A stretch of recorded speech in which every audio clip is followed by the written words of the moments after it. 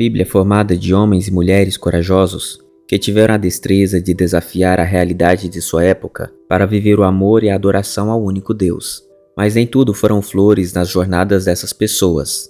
Algumas delas enfrentaram momentos de tristeza e angústia tão profundos que muitos teólogos e psicólogos dizem que tiveram quadros graves de ansiedade e depressão. No livro Pessoas Depressivas da Bíblia, o escritor Jeff Zerensky aponta alguns desses personagens que passaram por essa fase. O primeiro personagem é Moisés, que teve uma vida de coragem e ousadia, guiando o povo de Deus na saída do Egito até a terra prometida. Mas em alguns momentos se encontrou em situação tão difícil que chegou a pedir a Deus que tirasse a sua vida. Moisés nasceu em um período em que os bebês israelenses eram mortos.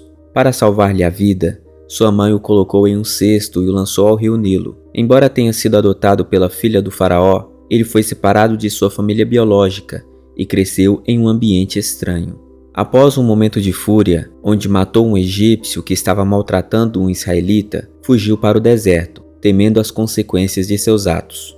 Moisés passou 40 anos no deserto de Midian, longe de sua família e de sua cultura, vivendo em uma vida de isolamento e pastoreio de ovelhas, o que pode ter sido uma experiência solitária e melancólica.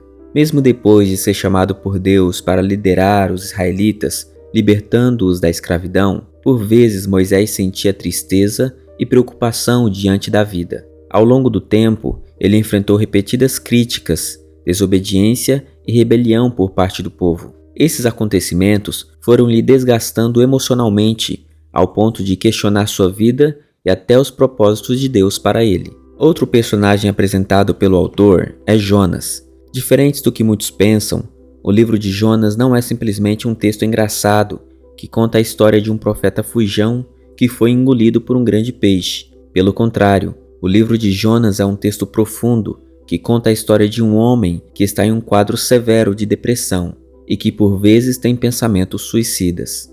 Jonas é um exemplo clássico de depressão devido ao seu comportamento e sentimento diante das ações que foram lhe ocorrendo ao longo do tempo, tais como fuga da presença de Deus após receber seu chamado, isolamento em meio à tempestade que atacava o navio, desespero diante da experiência com um grande peixe, onde ele mesmo descreve como vivendo em um inferno, raiva sem motivo justo, pois mesmo depois de Deus ter perdoado o povo de Nínive, ele queria a destruição da cidade, e constante desejo de morrer, onde várias vezes pede a Deus que tire sua vida.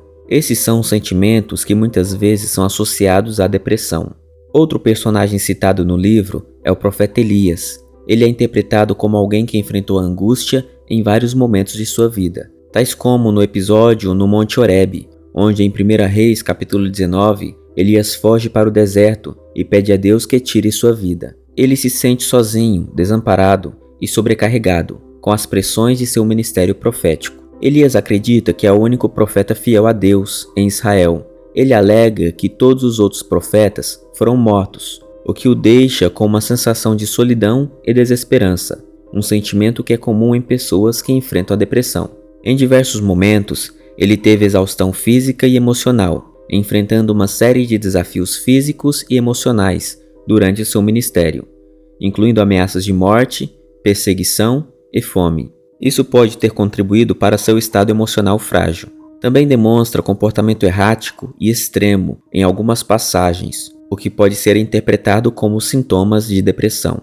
O autor ainda apresenta outros personagens bíblicos que se encaixam dentro desse quadro, tais como Naomi, que após perder seu marido e filhos, se desespera diante da situação difícil em que se encontrava. Davi, que após pecar contra Deus, viu as consequências de seu pecado atingir sua família e seu povo. O rei Saul, que tinha noites tão perturbadoras que apenas a harpa de Davi poderia lhe acalmar. Jeremias, que escreveu um livro chamado Lamentações, onde chora continuamente pela situação em que Israel se encontrava. Marta e Maria, que se veem tristes diante da partida de seu irmão Lázaro. Mais para o final do livro, a nível de comparação, o autor cita dois exemplos de homens que tiveram uma tristeza muito profunda em razão de seus erros. O primeiro é Judas, que traiu a Jesus, entrando em um quadro tão grande de remorso, chegando a ponto de tirar a sua própria vida. Outro personagem é Pedro, que por 3 vezes negou a Jesus.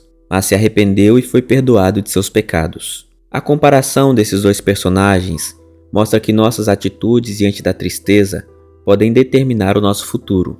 Ou seja, por maior que sejam nossos erros, podemos ter a vida transformada para melhor, e a morte não é a solução para os nossos problemas. O autor também mostra que as condições pessoais de vida não são justificativas para a tristeza profunda e a desesperança. Olhe o exemplo de José. Foi vendido pelos seus irmãos, acusados de crimes que não cometeu, mas em nenhum momento abandonou sua fé em Deus. E apesar de todas as intempéries da vida, chegou ao segundo lugar de comando no Egito, servindo também para a salvação de muitas pessoas, inclusive de seus irmãos que o haviam traído.